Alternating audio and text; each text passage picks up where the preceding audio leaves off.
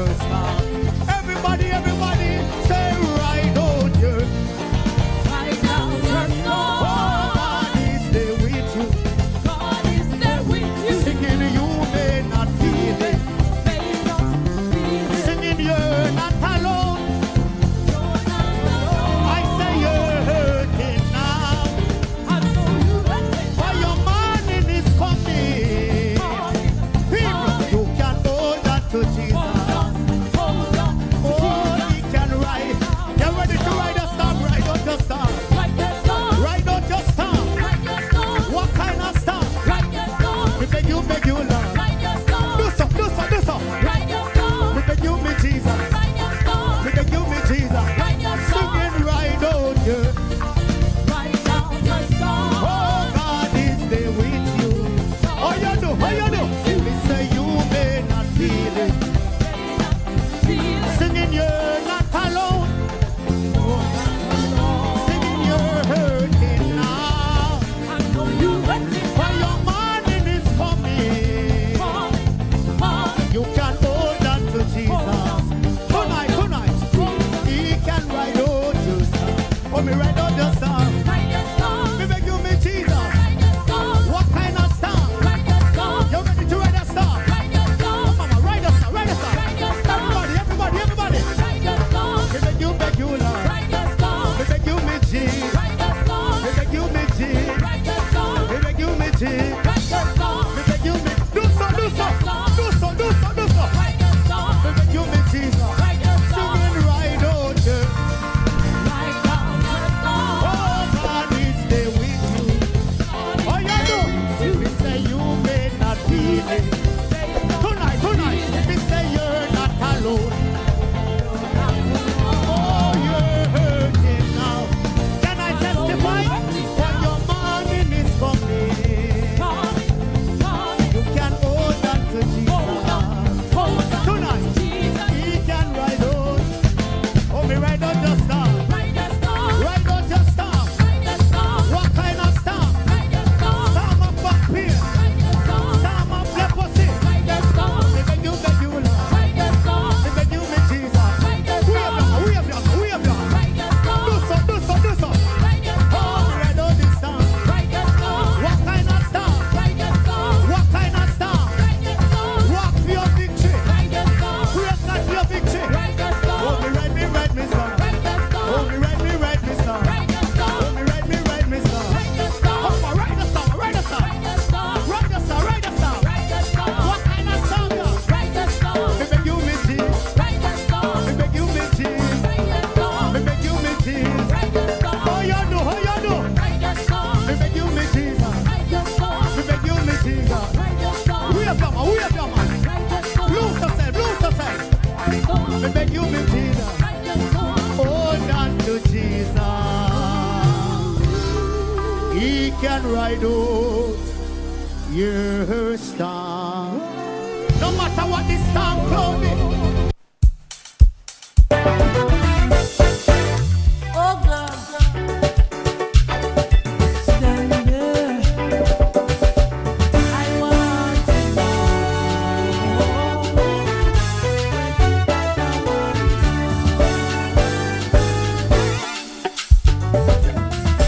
Bound for the better land, oh, for the better land.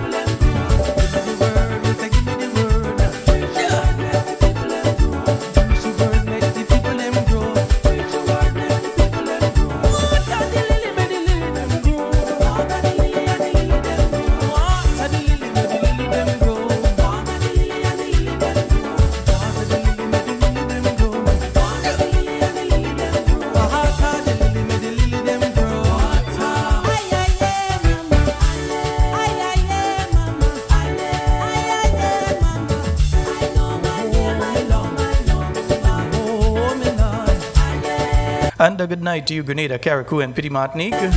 Once again, it is time for Talking Points. My name is Sheldon Scott, here with you up until the 10 o'clock hour. It's now 10 minutes after the hour of 8 o'clock, saying a special good night to all listeners via We Noise Radio. Yeah, you could expect Wade to call and cuss me because he did try to call me today to talk, and yeah, so if he call and cuss me, all you know. Good night to you, Wade. Good night to all the listeners joining us via the YouTube, all of you joining us via the Facebook. I think you guys, since it's a long time we ram some gospel, let me try one more before we go, man.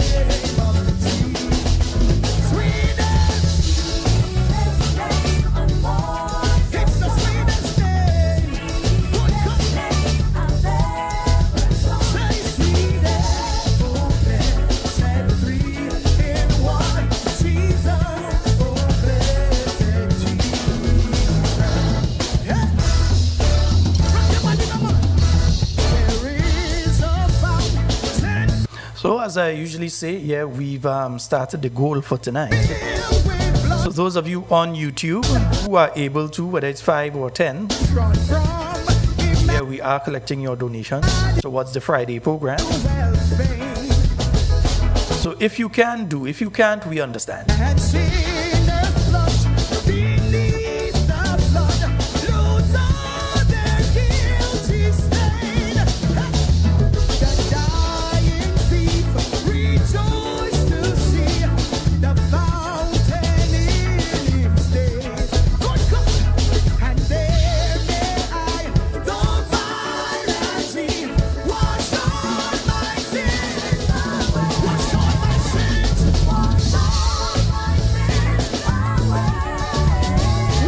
Yeah, my computer has been acting up.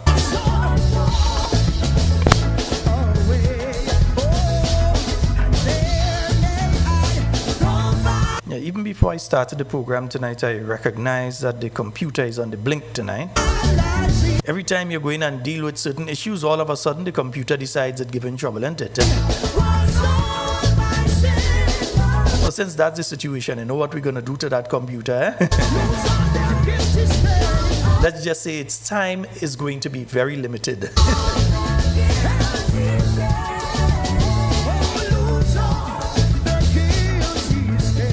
You can't be cutting off on us during the program and all kind of thing you're going on with the hey, what do I do that computer?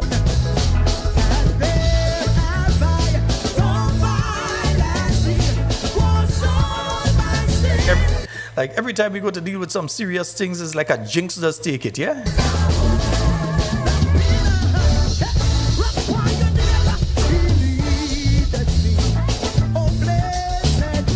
So special good night to you, Listra Abraham, Phyllis Mitchell, Alban Harris. Alban, how are you doing, Alban? Give me a call after the program. Claude Abraham, Francis George. Yeah, Alban, make sure you call me after the program. Francis George, Anastasia Peterson. I see Sandra Joseph is in the house. Errol Bonaparte, Agnes Henry, Kathleen Ledlow, Dalton Sean, Rick English. Hey, Rick English, what's up, bro? Yeah, Vanessa Lalji, Faitlin Hallie Douglas. I seem to be coming down with a flu. Dalma Scott, Hillary Joseph, Anna Lewis, good night to you. Stephanie John, you and Home Circle, good night to you. Roslyn Jones, John Stafford, Gavin Thomas, the lovely Mrs. Watts and Mr. Watts, good night to both of you. Carib Spice Fitness, Deborah Laborde, good night. Faith Lynn, Hallie Douglas, Sissy Celestine, Kathleen Knights, Shirley Skerritt, Ruth Chitterman, Good Life, good night to you. Debbie Seals and Anne-Marie Dick. I see Vero Wellington, Patsy Frank, Clive, Raymond, Jacinta Livingston. Andra Burke, good night to you. Jefferson Hagley, good night to you. Moko Penn, good night to you. Moko Joseph, good night. Chris London, where's Chris London? I am not too sure I saw Chris London yet. Ron Julian, Amanda Moses, Sherma Jeremiah, good night to you. Dennis Sandy, good night to you. Hey, look, Chris London, Chris. Edward Calise, Michelle Alexander, Dolores Redhead, Red Girl Pascal, Jocelyn Matheson, Cynthia Bartholomew, Salam. Good night to you. Janice Mitchell, Gemma Warwood, and Stories of the Gods. I see you there. Jillian Williams, Jill, what's up? And Jesse Sherry, Jerome, Kenneth Lewis, Agatha Williams, and Andrews. Good night to all of you joining us on the YouTube. Let's see who is on the Facebook with us tonight. Yeah, let's see who's on the Facebook with us tonight. And yeah, just making sure I get everybody here.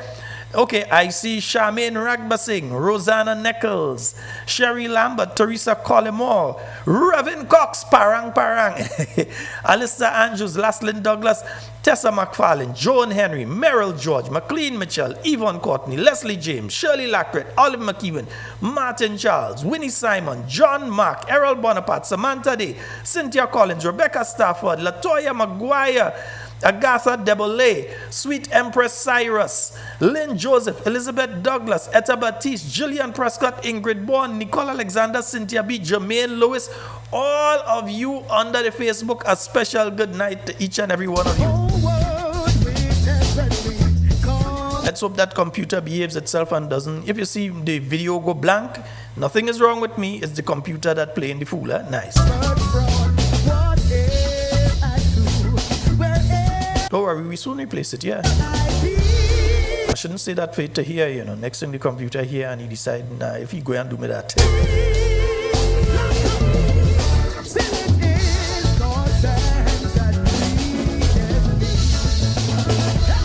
Yeah, they listen to you, you know, those computers, yeah.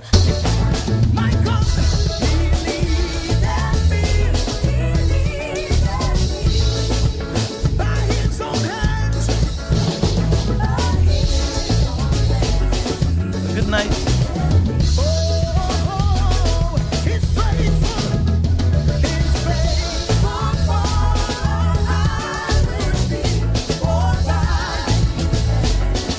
Yeah, good night to all of you joining us via the, all of you on the WhatsApp. I see. Somebody sent a message to me early this morning, boy. Somebody get transferred to Guelph. I ain't know about that now, Papa. Me only want to go and break at the Belly Crossway. Hey, all you don't tell you I'm in trouble last night already. I don't hear I had to walk. I had to be on my P's and Q's and the rest of my alphabet, you know. Yeah. I have to be very careful. Yeah? Nice. Yes, indeed. So, yes, indeed, folks. Let's go for tonight, man.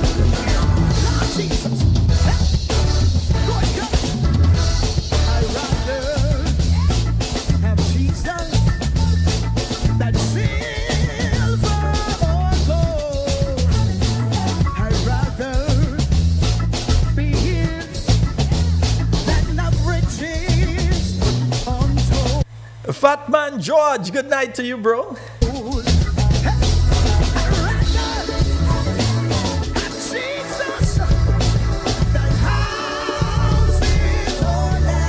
Sheldon Sylvester, we see you and we thank you.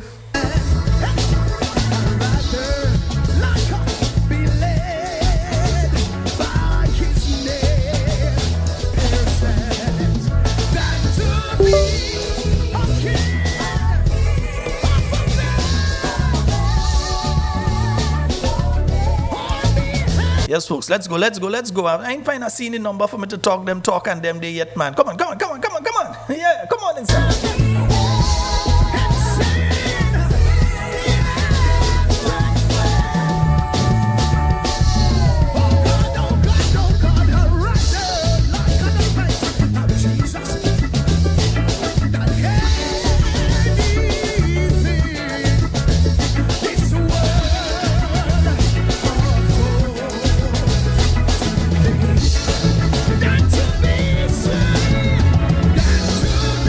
I begin tonight's program, I want to begin by showing you something out of Carriacou. I want to show you what a mother of 3 is living through in Carriacou on a daily basis when the rain falls. I want you all to see what that mother in Carriacou is going through on a nightly basis.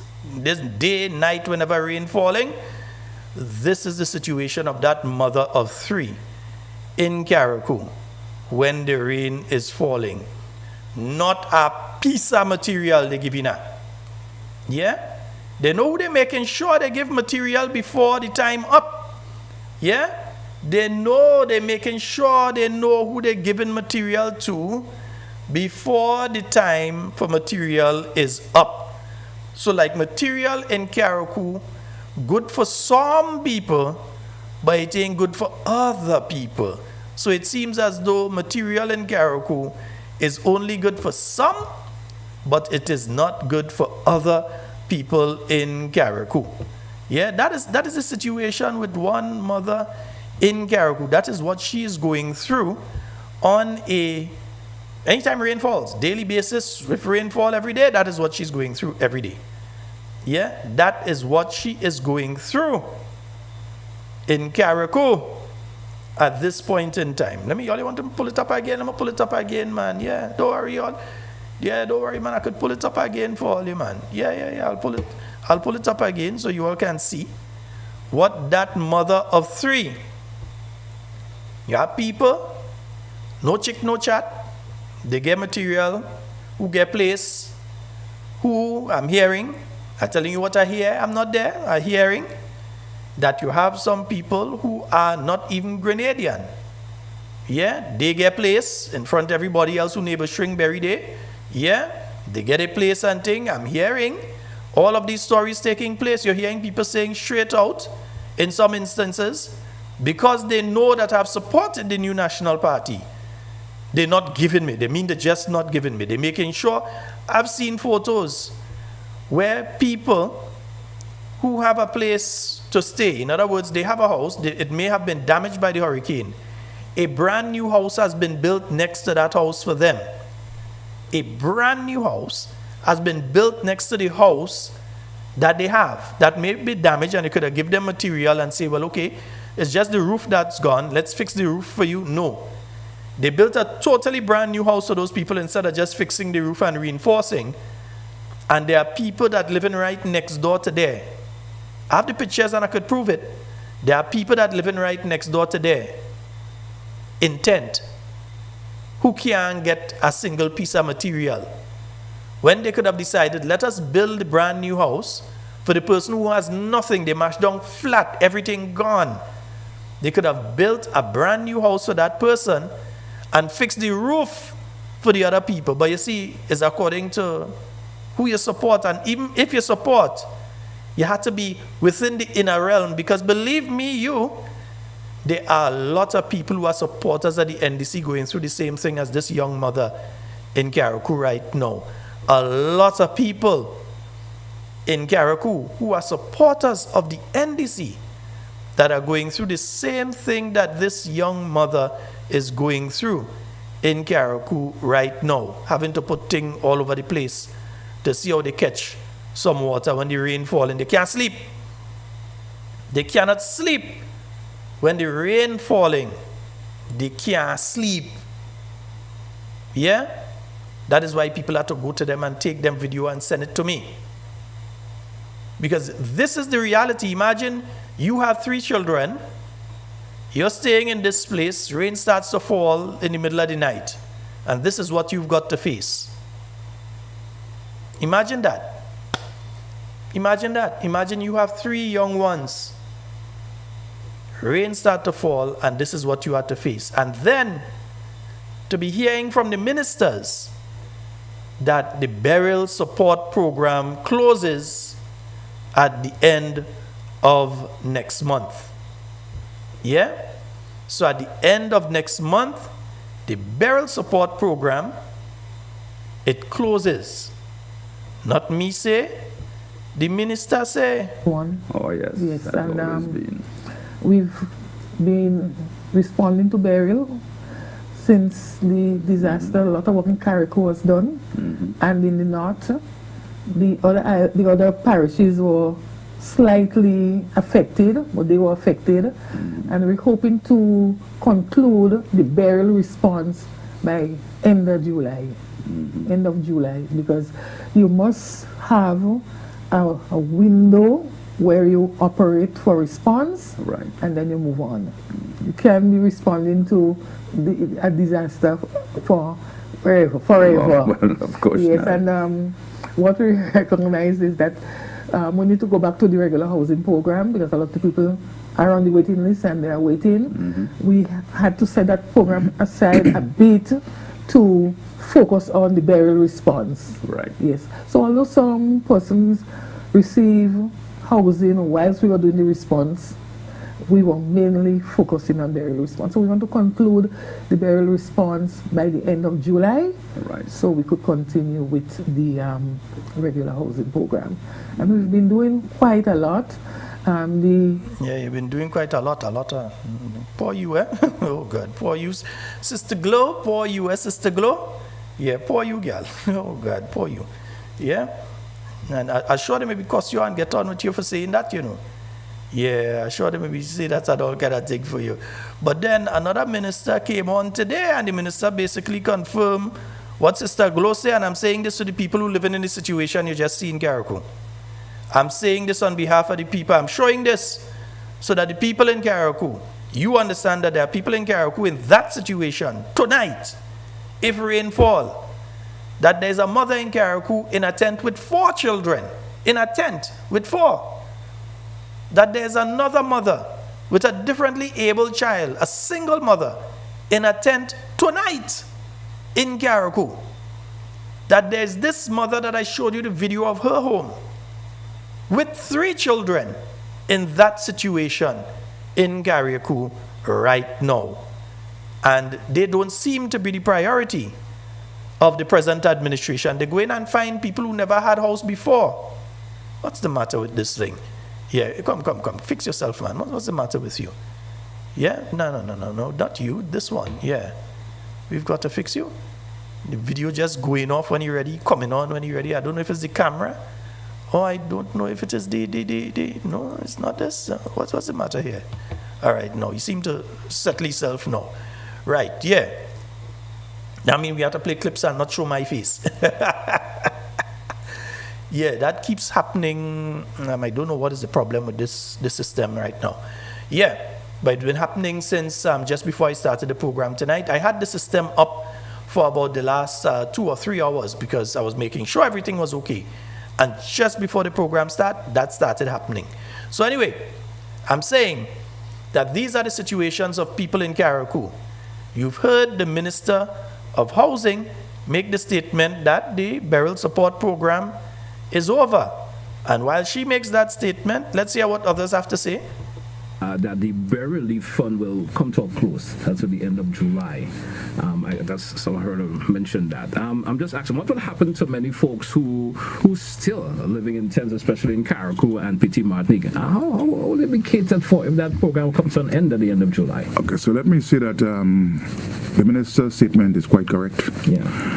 And that we have received, as we said before, 118 million EC dollars thereabout. There are lots of persons who are still saying that, where the money gone? Let me tell you where the money gone. Something up to hear. We have basically to date paid out in incentive to farmers and fisher folks, 34 million plus. Yes. There are 1 or 2 persons out there who claim that they did not receive monies from that program. Again, we still have to continue looking at those who still say they have not received and so on. But that $34 million already is gone out of that 118. Yes. There was a 25 million we put at the Grenada Development Bank to assist persons who have had their business destroyed and so on. They can go and get grant loan at 1% interest rate in there. All your people who hearing that, all you went, Carriacou business people, all you get that loan for 1% interest rate at the Grenada Development Bank, all you qualify, all you get it. Let me know if all you went and all you get the money, or if all you knew that it existed in the first place, yeah? Anyway. Pump a lot of money into the housing, both in Grenada and Carriacou and so on. Yeah. I think in St. Patrick alone, there was some 15 million. Carriacou might have received another similar amount. So when you look at the monies that I'm telling you about, it adds up. The drawdown per It family. adds up. And in fact, I could tell you we spend more than the CRIF monies to date on reconstructing Grenada, Carriacou, and Petit Martinique. And as of today, as far as I know, the Prime Minister had said that the checks would be paid to the hardware stores in Carriacou. They still ain't get paid as far as I'm hearing. But anyway. Arguing now that we can provide you the figures as to where exactly they are. Yeah. And there is no hanky-panky about it. But Oh, there's no hanky-panky. Let's continue hearing the minister. for those who still believe that that lot of money that we got is still available out there, it's not. It has I been mean, spent. I was asking the question still, what will happen to those individuals who still Well, haven't been government continue to who need assist. housing, especially Government in Carriacou and Petit Martinique. Government continue to assist people with housing where needs be. But I've said in other programs, there are persons who might be able to at least put some skin in the game to help change the circumstances. Yeah. Because I don't think any government could be able to at least provide a free house for everybody in Grenada, Carriacou, and Petit Martinique. That's just not sustainable and so on. And so we are going to continue our housing program, our WASH program and so on, because in the budget we provided for that.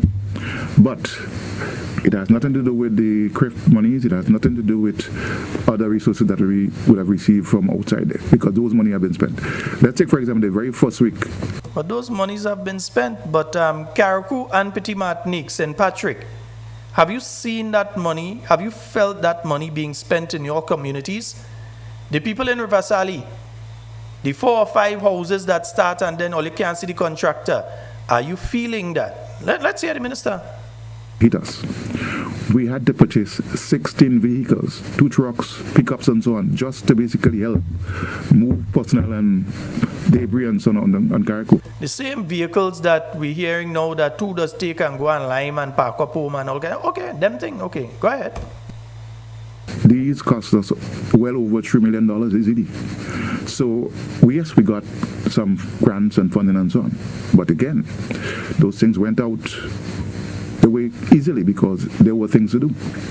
All right. So basically, you're saying now, after that particular relief program comes to an end at the end of July, folks who will be needing assistance, they may have to fund some of the bill for themselves. Well, the housing program under government had never stopped. Right. Before burial and after burial. But it would not be in the same magnitude that it is for the last year. Okay. Because as I said, we spent serious cash on housing in the last period. Take, for example, in St. Patrick East. I was on a program the other day trying to explain to people that we have done a lot of houses in this spot, and there are houses still that are ongoing, that they are not finished as yet. We have to continue making them good, because we cannot start a house and leave it unfinished for the persons who have had a total loss. We have to continue building it. But again, from time to time you would have pressures on government funding and so on, because again, monies don't just drop from trees. We have to go out there and tax the population to get the monies. And tax us. I thought all it was magician and all you know to find money. And one of them during the election campaign say, we know how to find money.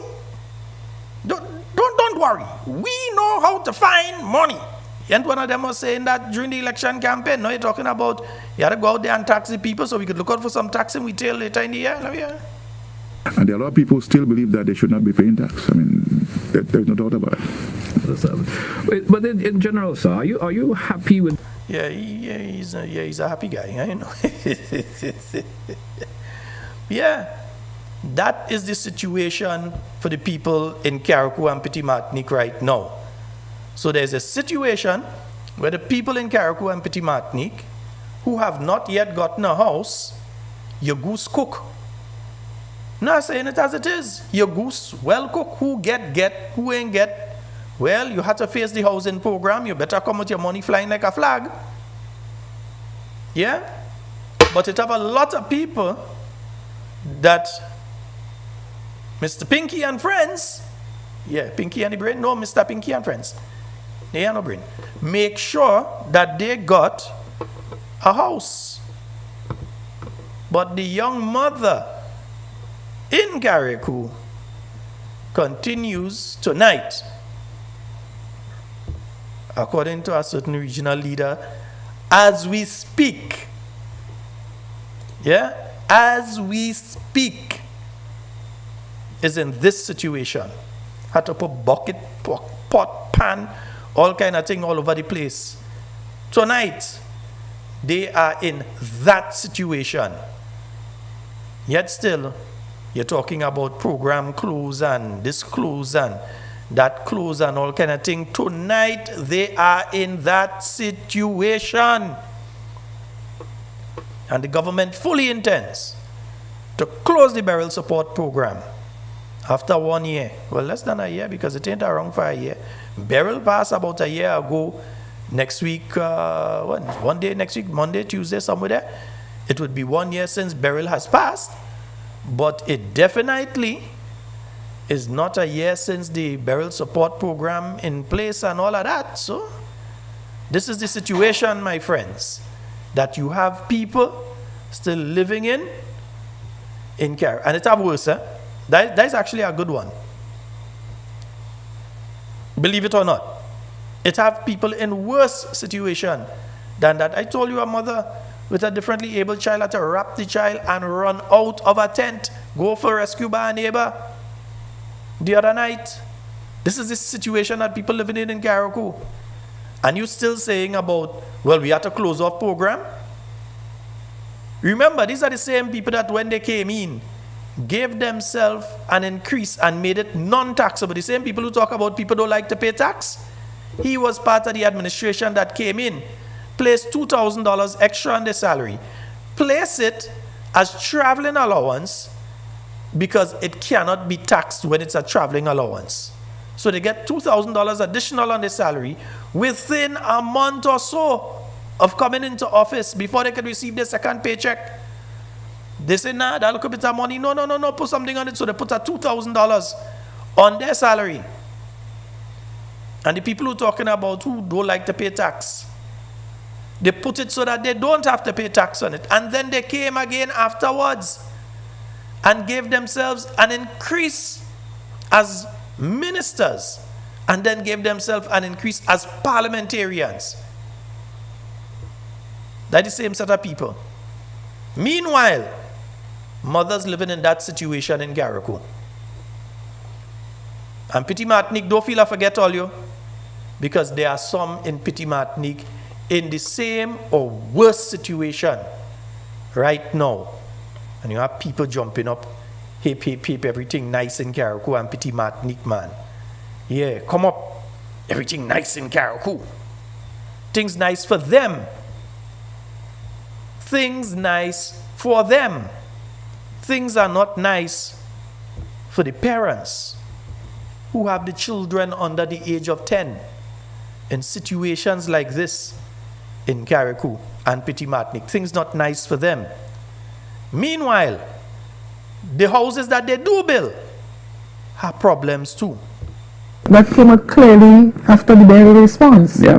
We were looking for contractors to do small houses, and we were not getting contractors. Yeah, exactly. So then we hire people, they said they could build, and when you see what they build, it's a disaster, next disaster. You know, and we were not getting contractors. Yeah, So then exactly. we hire people, they said they could build, and when you see what they build, it's a disaster, next disaster. Getting contractors. Yeah, So then we exactly. hire people, they said they could build, and when you see what they build, it's a disaster, next disaster. Not we say, the minister say that it have substandard, and we have to ask the question, who is in charge of building those houses that we are now hearing are substandard in nature? Who is responsible? Yeah? Which department? Because we know that it have a kind of thing going on. We did hear how much million was given to MIT to do houses. And now we're hearing from the minister herself, the houses are a disaster for themselves. Yeah? We're hearing that the houses are a disaster in themselves. But it got worse today. It got worse today. Because the Minister of Finance basically confirmed everything that was said by the Minister of Housing and placed the blame where the blame supposed to be there. He put it, Mr. Cornwall, I really don't know what you're doing there, you know, in between these people. You're intelligent, you're too intelligent to be there and taking this kind of abuse, like elderly abuse. You shouldn't be there taking this kind of abuse from these other people and them. You're too intelligent for that. But anyhow, you that put yourself there, nobody didn't drag you and put you. And in recent time, I've done some interviews on how many houses that we have actually put out in the last year since burial. Yeah. And I must say that things have gone up. The number of persons who have gotten a new house, in some cases, their house repairs and so on. There are 1 or 2 houses that were started and they are yet to be completed. Some of them have issues, I would tell you, because I've heard 1 or 2 cases yesterday when I was in the field that the contractor started the house and he disappeared. Why is that happening, sir? I don't really know, but I mean, I believe that the persons who issuing the contracts to those contractors need to basically make sure that they vet these people properly and so on. I've heard stories on the road, which I mean, I don't even want to talk about it here right now. Yeah. Where a guy got money and so on, he put it in an account and so on, and every now and again he goes and take $200 from it and so on. And it doesn't appear on the person's side to be able to continue the project. So yes, we have 1 or 2 houses. So we have a management problem there to push that. Yes, there might be that case this one. But I want to put out a warning out to the persons who have collected government monies and did not do what they should do with it and so on, or use it for other purposes and so on. We would have the audit department audit those things, and would have the necessary step taken to make sure that you can account or you account for the monies that you were given. I know there are problems where, for example, somebody might. Now, don't give them no excuse. Bottom line, first of all, and let me just make this very clear. First of all, the Ministry of Finance is not supposed to pay all the money to these contractors up front. Yeah? That's just standard. You don't do that. You don't give them. But remember, we have been telling you for months now, whether you heard it on Talking Points, you heard it on Simon Says, you heard it on Real FM, you heard it on the classroom, wherever it is. You have been hearing for months now stories of contractors that are being called, people, not even contractors, you know, people who are being called contractors, that are being called and told there's a check there for 40,000, there's a check there for 20,000, go and collect it, drop what you had to drop at this location for this individual, and the rest is yours. That is what some of these people are being told. We have been told of situations where some of the people actually sending somebody to the bank with them, so when they go and they change the money, they have to give them the cut one time. So, Mr. Minister, when you're speaking about the contractors, the system that paid these contractors up front to do a house, something had to be wrong with that system. Something definitely had to be wrong with that system. Not from how I know finance operates. You go and you pay somebody all the money up front for construction of a house. Some of the people never show up on the site to build the house. Some of them show up. Like in your same constituency in Rivers Valley, go and break down people's place and never come back and build anything. Months the people like that. And in some instances, they never even come and break down anything, but they receive full payment to do the job that needs to be done. So outside of those that doing it, and it are problems, you have those that collecting the money and not doing it at all. More corruption under the National Democratic Congress. The Minister of Finance, maybe trying to protect himself or not, maybe trying to safeguard himself, but he's saying clearly that a corrupt act is taking place under the watch of this administration. He's saying that clearly. This is corruption. They have received money to do a job and they don't do it. Up to now, they have not carried out the job. And don't get up, you know, some of these people collect that money since last year, not this year. Some of them collect the money since last year, but let me hear the minister's excuses that he going and put forward for them. Let me hear him. The land and so on, and when I say we, the ministry took it as though that's a gospel, and they went and started building that house, and then realized that there was somebody coming and challenge, you're building on my land. Again, we have to be more structured, put things in place to make sure that we can verify ownership of property before we get into building those things. So yes, there might be some learning. Again, so I mean, what kind of idiot thing is that? You just go in and build on property. Ever since I know myself, before government does something, they verify the ownership of the land that they're going to do it on. So you all have built, in some instances, he's admitting now that they have actually built on lands that doesn't belong to the person that they build on. So he's admitting that that has taken place. And now they're finding a situation that they're starting to build on people's place and people come and challenge them, you're building on my land. So where is the government procedure to make sure that that land belongs to person A or B and there's a documentation? I'll you hold on with the calls. When I finish play clips, we go take calls. But there's a documentation that says, this is the situation, that is the situation, this property belongs to me, this property does not belong to me, I have permission to have something on this property for the next 20 years or 100 years or whatever it is. Where is that structure that within the ministry that is doing the construction? But let's hear. We have to take into consideration where people build on people's land that was not authorized. And so we, going forward, have to make sure that all of these things are corrected. It may not be just a matter of mismanagement. It may be a matter of people not being upfront with the information they gave the ministry. But isn't there? But the ministry is supposed to, so they're not upfront with the information they give the ministry. So the ministry is a bunch of boboli then. So you're telling me somebody come and tell you they own the land.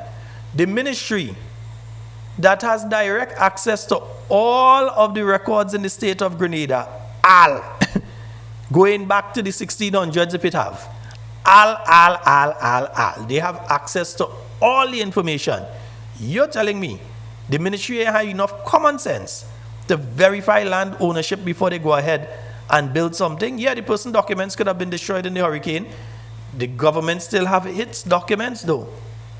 So don't come with that one. Something that is just total failure in the government system. The constituency that is responsible for offering the contracts to the different, maybe it's someone who's going to be building a house and so forth. Right. So is there someone responsible? The housing that were built in recent times in the ministries and so on were built under the Ministry of Housing. Yeah. That's social development and community development as well. We had MIT involved in some of the Build Back Better homes and so on, and the special projects and so on. So you're saying that Sister Gloria and Andy are the two people to blame. That is where you're putting the blame on. So MIT again. Yeah, we already hearing about all kind of corruption in the MIT, but now the Minister of Finance is telling you that corruption is taking place there. But anyhow, they would have had people on board to basically review whatever comes in terms of evaluation of the project itself. Yeah. And also, they had people to review, but yet still houses were built on land that don't belong to people. Okay. What happens in a situation like that is what we have to ask ourselves. Is it a situation that the house then has to be removed? And once you break a house, and some of them is concrete and board, so is a problem, isn't it? Nice. So how that problem being solved? That is what we want to know too, because if it was the responsibility at MIT and the Ministry of Housing to verify the documentation that came in, and all still build house on people land, and people still collect money to build house and run off with it, and as you say, taking out a look at $200 every now and again. Sign a contract with the particular individuals. But again, the monitoring and the follow-up and everything, I think we probably would say that there is need for more vigilance in that area. Because don't say need for more vigilance. Say they fail. Yeah? They presided over massive corruption, and this may even run into the millions of dollars. That is why all they do have money to go and pay the hardware in Carriacou right now. It may even run into the millions of dollars. We may need to get a figure as to how much houses have been built on places that need to move, and how much money has been paid out to contractors that not showing up on the job. And you're hearing that a lot of these contractors were called from South St. George, down by Andy. They were called from South St. George to go up and build places in St. Patrick. And in some instances, it had people that could have constructed the house living in the same village. in some instances living next door that were contractors that could have been given the job to build the house, but they bring people from quite South St. George to St. Patrick to build some houses, some of which end up substandard, some end up on people land, and some never get built in the first place because the contractor run out with the money. But then again, yeah, let me finish here, the minister. Yeah? Talk, minister, talk. And you saying there are multiple situations where that has been occurring? I feel we want to hear this statement in full. Let me go back here. Yeah, let me don't cut that statement. Let me hear him in full. For offering the contracts to the different, maybe it's someone who's going to be building a house and so forth. Right. So is there someone responsible? The housing that were built in recent times in the ministries and so on were built under the Ministry of Housing. Yeah. That's social development and community development as well. We had MIT involved in some of the Build Back Better homes and so on, and the special projects and so on. So yes, they would have had people on board to basically review whatever comes in terms of evaluation of the project itself, and they would have basically signed a contract with the particular individual and so on. But again, the monitoring and the follow-up and everything, I think we probably would say that there is need for more vigilance in that area and so on, because a man just cannot start a project and disappear in thin air. And you say there are multiple situations where that has been occurring? Well, we have one or two. I'm not saying that we do not have, because I mean, I have heard some cases where, even in my constituency, there are about 4 houses in an area that is still ongoing and not completed. So I don't know whether or not it was because of that particular reason, or because a guy has stretched himself so much that he cannot continue doing what he says he has to. Because there are people, for example, who may have a normal contract building somebody's house and so on. They take our house and so on, and yet they cannot service the boat property in an efficient manner and so on. And so we have to say, well, okay, he evaluated himself. Yes. But it's not that. He has not received the resources to build the house. He just has not managed the resources as he should. He managed the resources. Just said the man thief the damn money and stop trying to be nice about the thing, that man. If it was somebody, if the shoe was on the other foot and all it was in opposition and this happened under the NNP, all you would have been calling name of contractors and saying so and so thief the money and never build the house. But now they overexert themselves, they stretch themselves too much, and they can't say that they didn't get the resources. They just did not utilize the resources properly. Thief it. Say it as it is, man. You're too intelligent for that, Mr. Cornwall. I give you that, You're not a fool. If it's one thing I will say about Mr. Dennis Cornwall, I will say straight up, he's not a fool. Right. In an efficient manner and so on. And so we have to say, well, okay, he evaluated himself. Yes. But it's not that. He has not received the resources to build the house. He just has not managed the resources as he should. You cannot be paying a man, for example, to a job. You can do a job, but if you choose to basically do it by daily work and so on, daily paid work and so on, you might be running into difficulties. So it's again a problem, mismanagement of your monies or resources. I had a friend who told me that he had a guy who wanted to basically get a septic tank done. He said, okay, I'm going to give you a job to dig that septic tank for me and so on. The guy said, no, you don't want that job. You want a daily paid. Daily paid.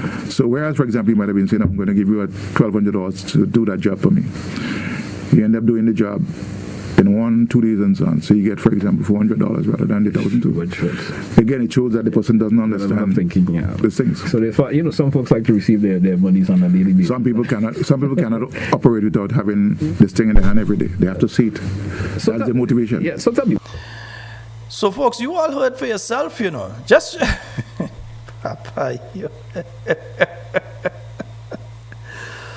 So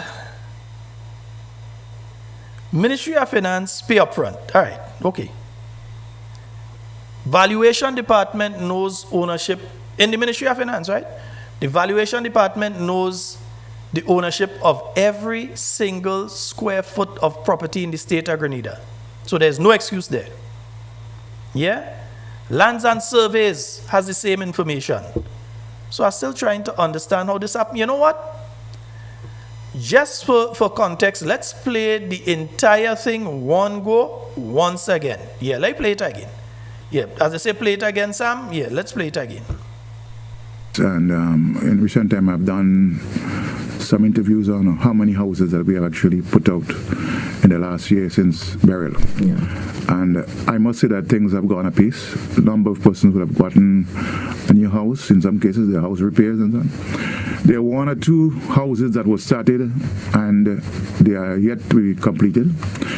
Some of them have issues, I would tell you, because I've heard 1 or 2 cases yesterday when I was in the field that the contractor started the house and he disappeared. Why is that happening, sir?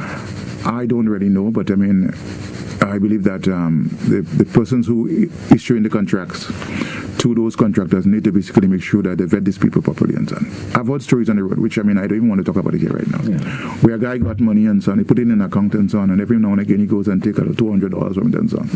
And it doesn't appear on the person's side to be able to continue the project. So yes, we have 1 or 2 houses. So we have a management problem there to push that. Yes, there might be that case there.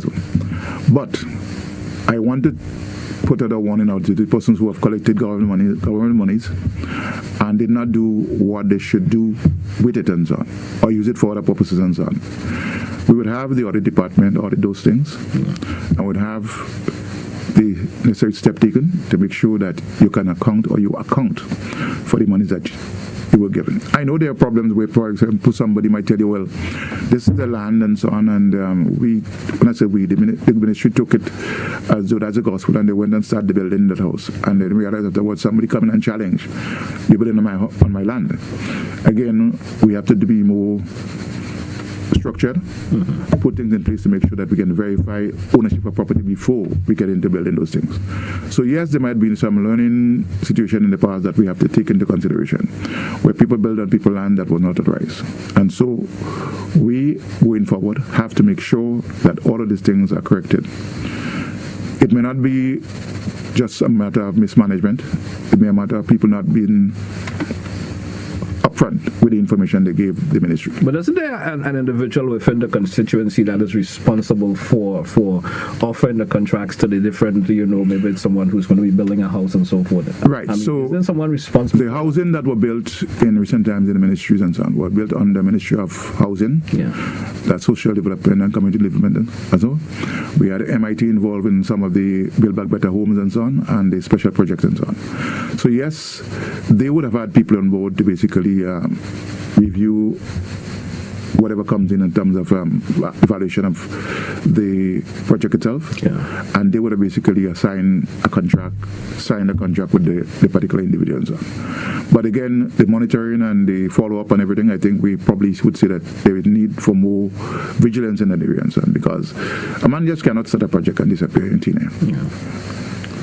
And you say there are multiple situations where that has been occurring? Well, we have 1 or 2. I'm not saying that we do not have, because I mean, I have heard some cases where, even in my constituency, there are about 4 houses in an area that is still ongoing and not completed. So I don't know whether or not it was because of that particular reason, or because a guy has stretched himself so much that he cannot continue doing what he says.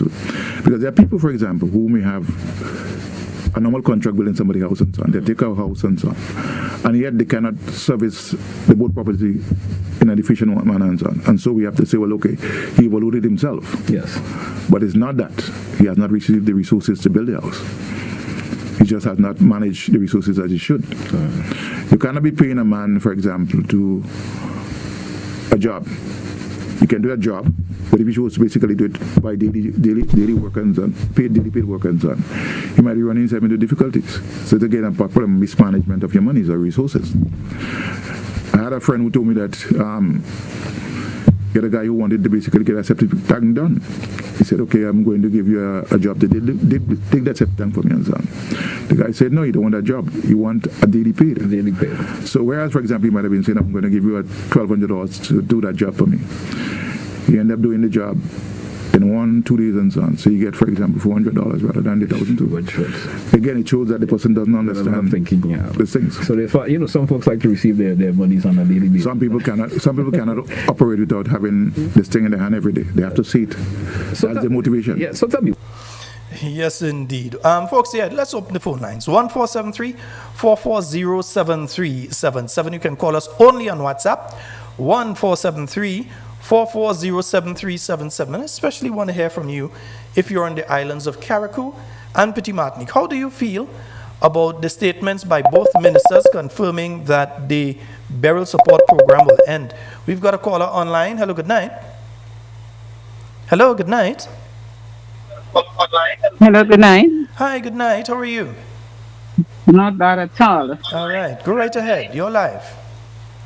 Tell them to go and fix. It have a house that they're close to me. It didn't finish yet, and the guy, they give the guy the $40,000 or $45,000 to build the house. Look at it, right? Sheldon, right in my eyeball. I'm telling you, it's right in my eyeball. But dear, It didn't have the door up, the windows up. It didn't have lock on the door, and it didn't finish floor. and he ain't coming back. No, he ain't coming back. So it just stuck like that, and the program ends next month, innit? And they can't tell me I lie because it's right in my eyeball. Yeah. And the minister is, at least he's being honest in admitting that this is happening, and I would applaud him for that. He is admitting to something wrong that is happening. What we hope we I would don't have understand. heard, what we hope we would have heard is a solution to the problem. That this is what we're Yeah. doing to fix the problem. And that some people go into the calaboose. But anyway, we ain't going to hear that. They're sweeping everything under the rug. So they can't tell me, they can't say this one is a lie. Because you're right in my eyes. Just tell people the village. You don't have to tell them the exact spot. Tell them the village. Yeah? Tell them your village. Just tell people your village. I don't want to tell them the village. I know our village though. Later. Yes. All right, my dear. Exactly. Later. My goodness. So you heard for yourself of one instance there. But again, I would like to hear from the people of Carriacou and Petit Martinique what you think about what you're hearing now. That many of the houses that they refuse to give some of you, yeah, they pay people to build them and the houses never build. Whereas I'm sure if they had provided the material or they had given those houses to people in Carriacou right now, some of those houses may have been built. But we don't know if some of what the minister is talking about exists in Carriacou as well, because we've been hearing stories, We've been hearing stories about some of what has been going on in Carriacou, not just in St. Patrick and other parts of Grenada. We've been hearing what's been going on in Carriacou regarding these sort of things as well. Just last week, I believe it was Monday, I mentioned, or Monday or Tuesday, I mentioned to you all this sort of situation where they have people that receive money. You could go back and listen to the program, where I said there are people that receive money to build house and never build no house. I said it on the program. You could go back and check. You'd recognize that I said it. Because I know where I get my information from. There are situations where people have a house that all needed fixing was just the roof. It was structurally sound, the roof alone gone. And this NDC administration, through the MIT, decided to build a brand new house for said individuals right next to the one that only needed a roof. Whereas they could have simply put a roof back for the people and given the full house to somebody that have none.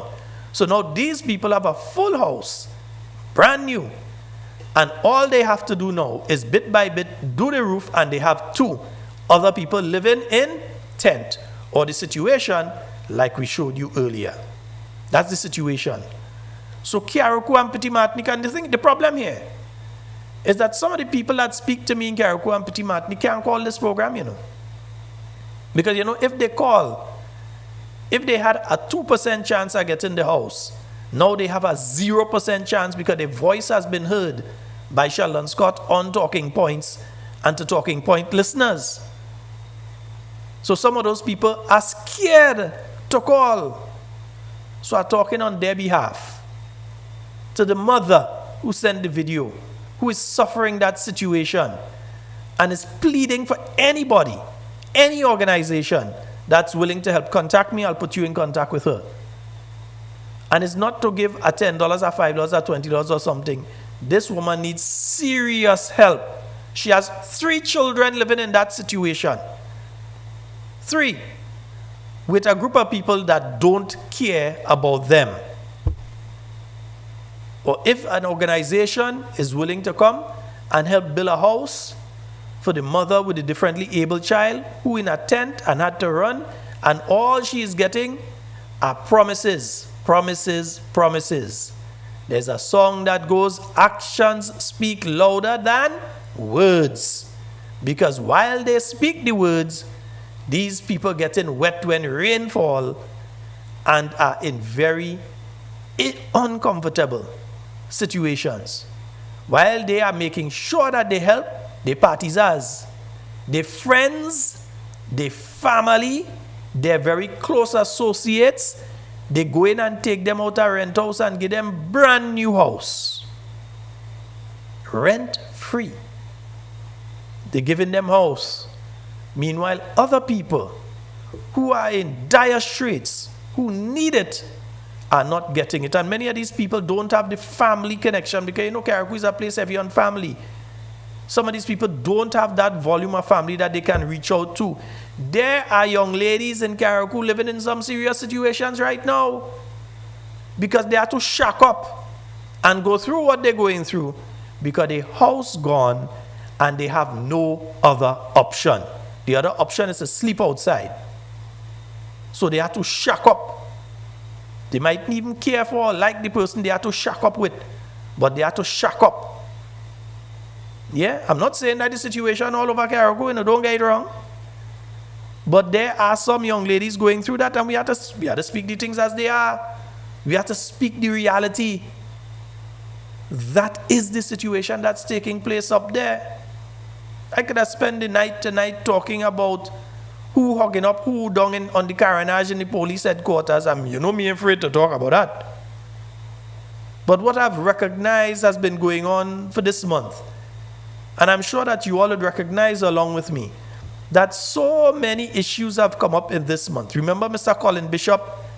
Yeah, Reef Enterprises or whatever, with the CBI, that them people and them say take the money and then they kick him out. Well, they kick him out, they suspend him from the CBI program. Well, now say here we talk about that. You understand? There are so many things happening one after the other.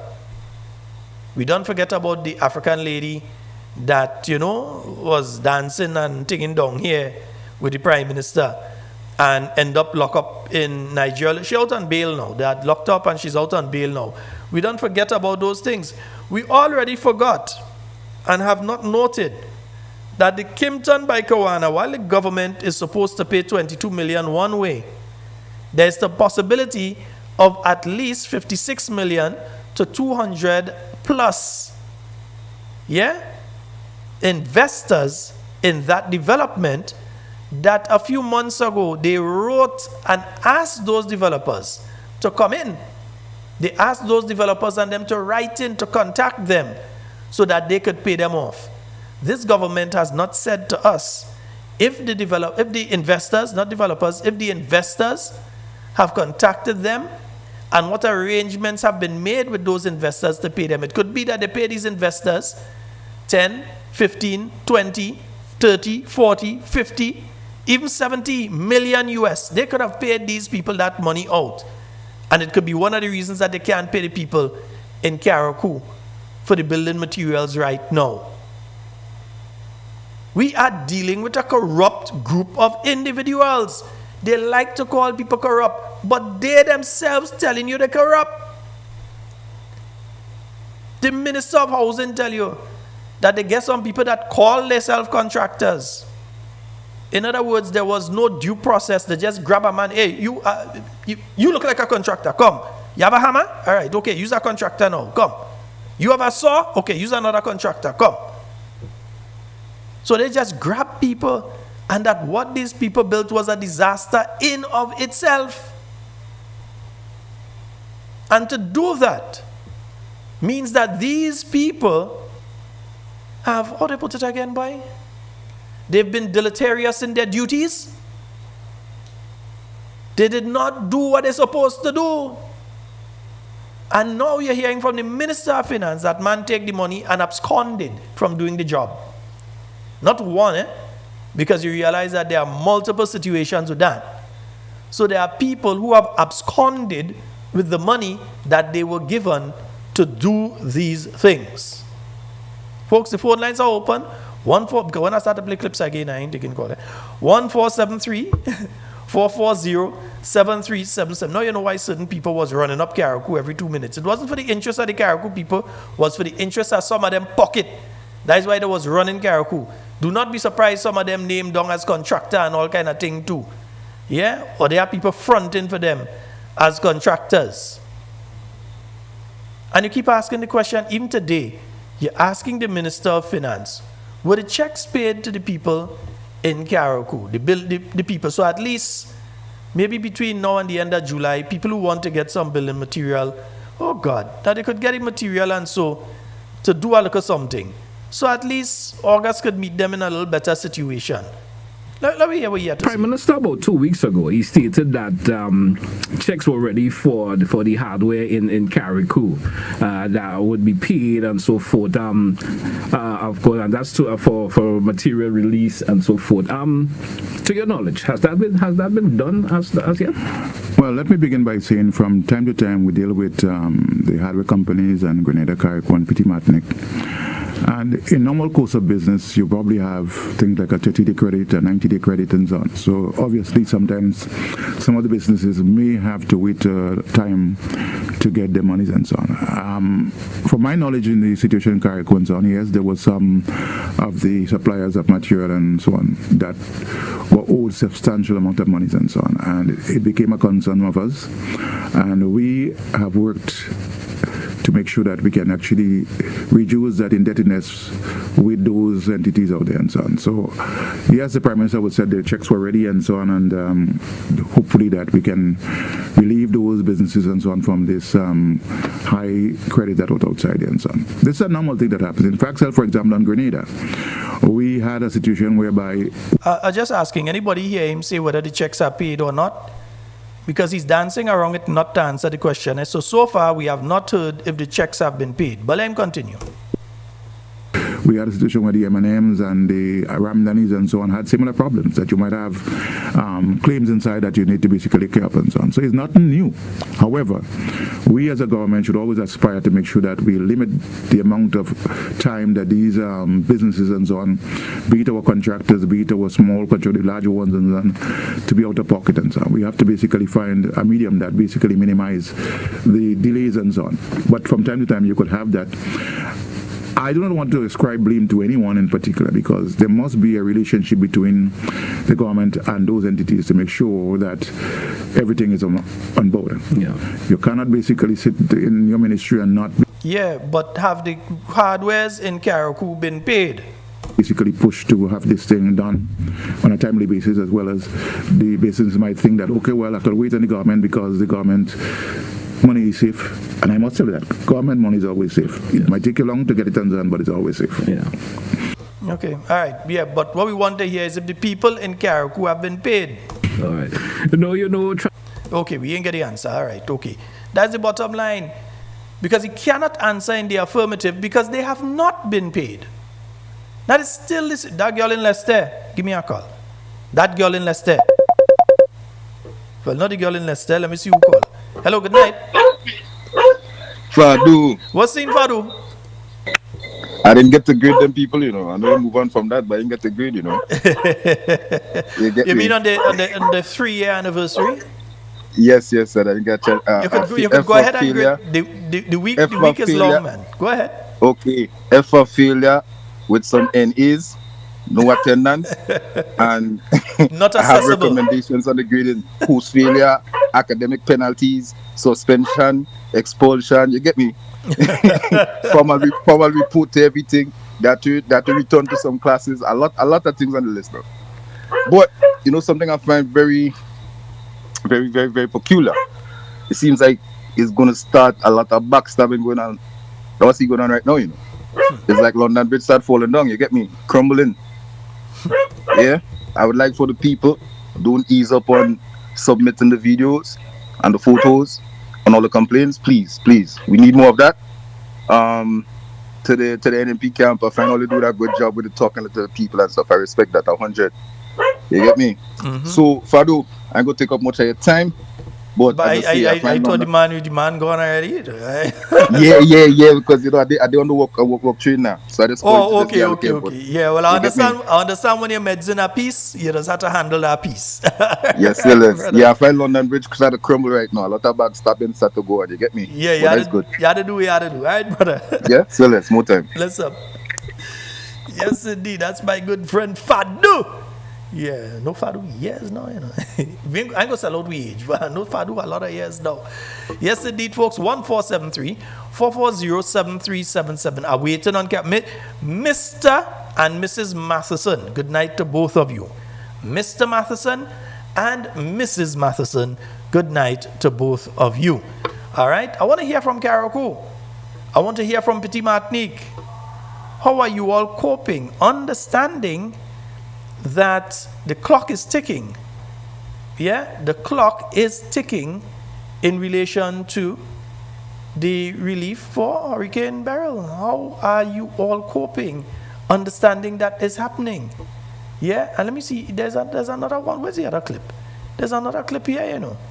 Yeah, because there's another issue I want to go into, but I didn't want to go into it until, I didn't want to go into that until certain thing. I wanted to hear from you all first before, because remember, and let me see if I can find it. For some reason, my search engine is not working properly now. Yeah, for some reason, I don't know why.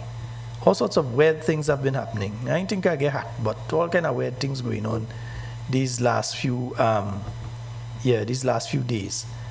So let me see. We heard the Prime Minister speaking in relation to that, the Prime Minister's residence, and that they're going to be doing some work there and as such. And so, but the question was asked of Mr. Cornwall today in relation to that. And let's hear what Mr. Cornwall had to say in relation to the reconstruction of the Prime Minister's residence. Let's hear what he had to say. 2 weeks ago, I heard the Honorable Prime Minister refer to the Mount Royal facility, or the Prime Minister's residence, as some folks would may refer to it as. He stated that it is due for refurbishment and expansion, which is a major project, to say. Is there any ideas yet of how much that particular project will cost?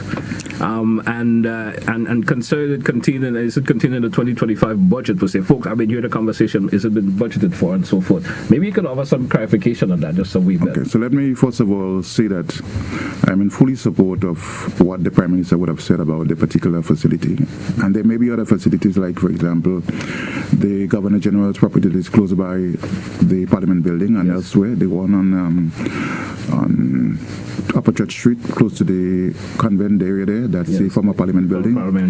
These are buildings that were damaged during the Ivan period and so on. And to date, we have not had them restored. Now, while, for example, some of the areas may not be fit for purpose at the moment because they might lack, for example, adequate parking and so on. But I think we have to bear in mind that everything that we do in this country hinge around the resources to do it. So while every year in the budget we provide for rehabilitation or repairs to government buildings and facilities, yes, the official house that houses the Prime Minister has been in very deplorable condition for many, many years, even before we actually came into power. And so to have a figure right now as to what it would cost to basically restore or improve the facility right now, I cannot give you that figure because I'm not involved in actually doing that calculation. I think at some point in time the Ministry of Infrastructure would come up with that particular figure. But I hasten to say that... Wait. The Minister of Finance telling us that he's not involved in coming up with a figure, or no? I mean, Minister of Finance, you sure you're okay? Everything all right? Everything good? You all right? You sure? All right, let me go back. A figure right now as to what it would cost to basically restore or improve the facility right now. I cannot give you that figure because I'm not involved in actually... So in short, what he's saying is that the Prime Minister is lying. That there is no there are no funds put aside for any project to start later this year. Those were the words the Prime Minister was using, that the project would start later this year and all of that. Mr. Cornwall is basically saying the Prime Minister is lying. Yeah? Because the Prime Minister was saying, and I was looking for the clip, but again, I don't know what is up with my search engine on my machine, and I can't seem to find it. But he's saying that what the Prime Minister is saying when he's saying that this thing going to start later in the year and they're going to do this and that there's no costing. It means if there was a costing for it, it definitely would have been in the 2025 budget. You would have seen in the 2025 budget refurbishment of Prime Minister's residence, Mount Royal, or reconstruction of or expansion. You would have seen something. Yeah? What this thing behaving like that again for? Why is now you go and do this stupidness? Come, fix yourself. Yeah? It would have at least said something in relation to that. But no. Let's hear the rest of what he has to say.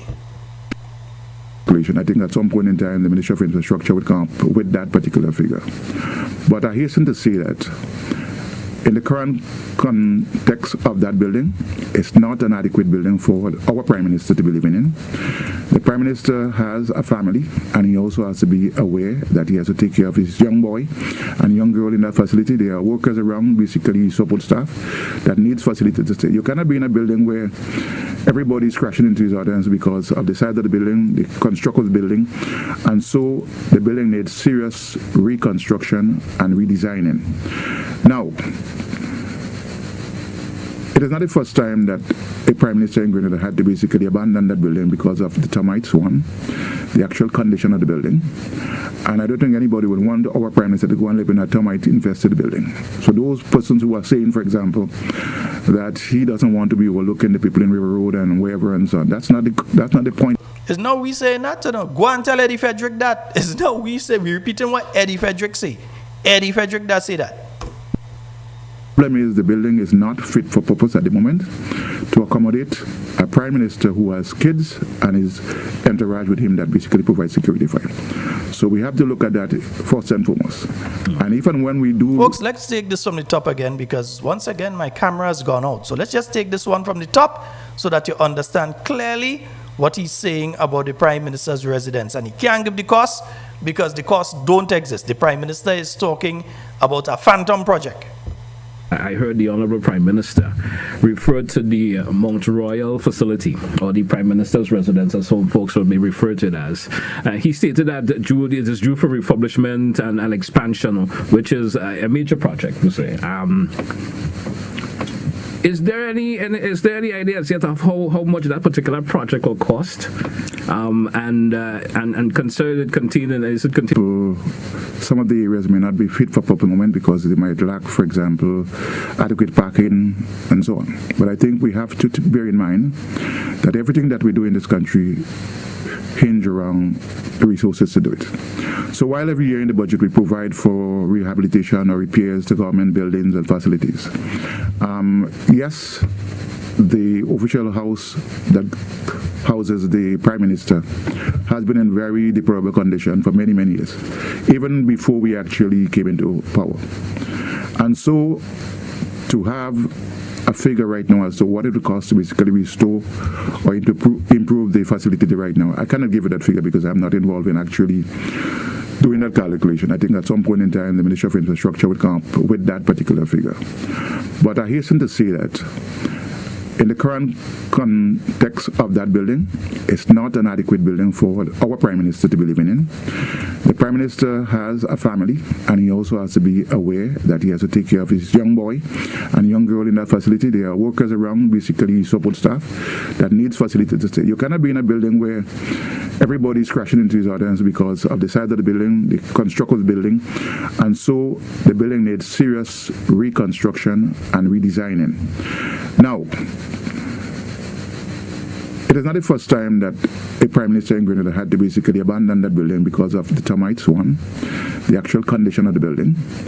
And I don't think anybody would want our Prime Minister to go and live in a termite-infested building. So those persons who are saying, for example, that he doesn't want to be overlooking the people in River Road and wherever and so on. That's not the point behind it.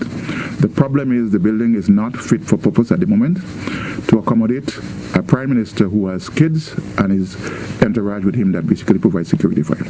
So we have to look at that first and foremost. And even when we do reconstruct that building, we have to take into consideration that. Wait, were you talking about if and when? I thought you're saying that it had to be going to be reconstructed and so on. If and when? You hear what the Prime Minister say, man? Go ahead. With him that basically provides security for him. So we have to look at that first and foremost. And even when we do reconstruct that building, we have to take into consideration that whoever the Prime Minister be, he might be a single man, he might be a married man, we have to take into consideration that we have to provide an adequate building that takes in consideration all those issues. All right. Certainly before the bit of a... Let me say something very clearly here. Today is the 25th day of June 2025. The Prime Minister, as of the 24th day of June 2022, has never lived in the property, nor have they ever said a word to you, the Grenadian people, who are paying the rent for where he is now, and for the staff where he is now, while still trying to maintain, at least at some level, the Mount Royal facility. You and I are paying for that. And it takes them 3 years to tell us a reason, even if all that they're saying is true, which it is not. Even if all that they are saying were to be true, these individuals have shown scant regard for you all. Scant regard. In that they are openly saying, hey,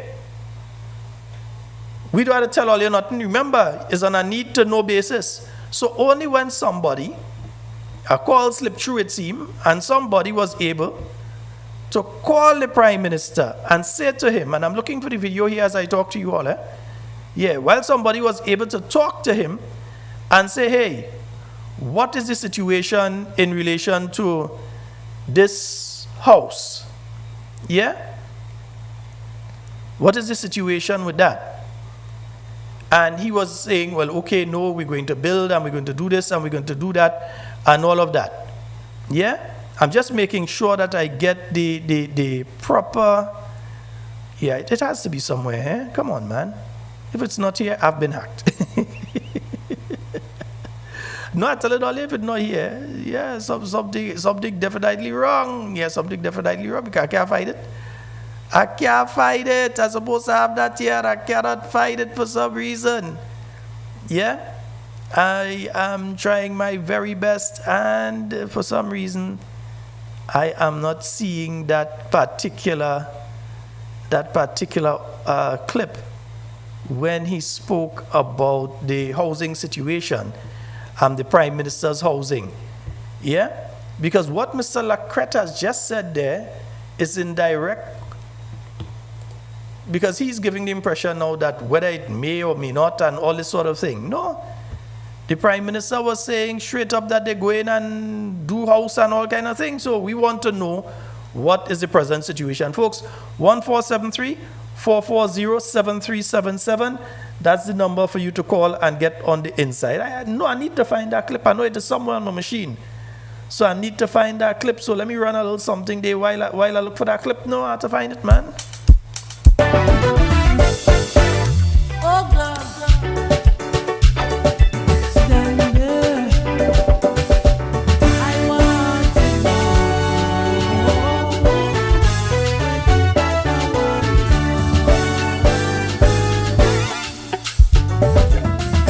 bound for the better land, for the better land, bound for the better land. Oh yes, oh yes.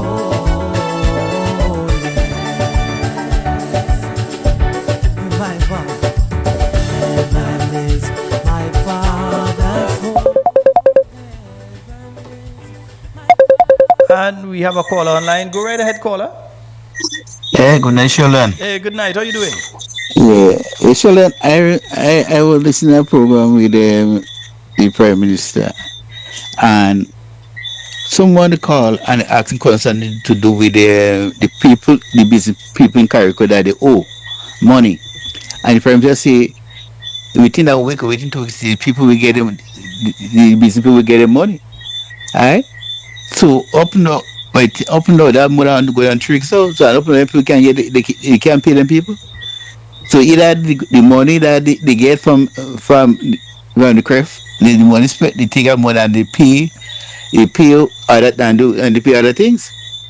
Right? That money that they get was for to help the people that get damaged with a disaster to help them back their home. And when you look at the situation in Carriacou and Pitimatic, a lot of houses still in the same condition they are in. We are asking questions, where the money gone? Where the money went to? Right? Well, you hear the man say they spend $3 million buying vehicle and all kind of thing. The man telling you what he think, Brother Sheldon, I want to say this government headed by a corrupt leader, we're going in history as the worst that ever passing Great and Carriacou and Pitimatic. A government, not to say the care strap for money, the government has money. They get money to return and help people build back their home. But instead of they spending money on the people to help build back their home, what they doing it, they spend it on the friend and the family. While the people in Carriacou and Pitimatic suffering, the people in Great are suffering. Cost of living go up every day. And Brother Sheldon, this government, they don't care about people. And the same people, they make us in trouble and they don't care about. They want to go back to them and ask them to vote for them. But I want the people where Carriacou and Pitimatic, remember what this government doing to you all. What they doing to you all. And you have a government, a party in waiting, that was treating you much better, 100% better. Your life was better under the previous government. Right now, Grenada is in a handbasket going on almost to the bottom of a precipice. So, Grenadians, look, when the election comes, make the right choice. Choose a government that will help develop your life and not making your life miserable. Sheldon, have a blessed night. All right, thank you so very much. Indeed.